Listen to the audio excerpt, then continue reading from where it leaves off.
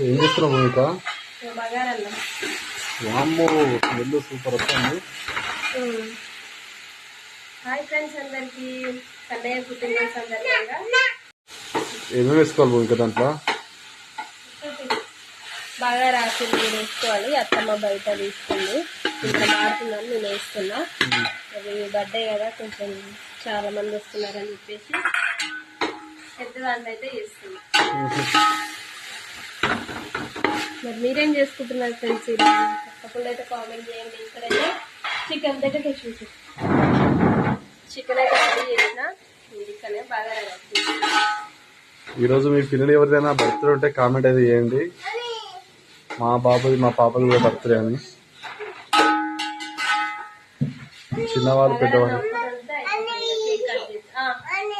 మా పెద్ద కన్నా చూడండి.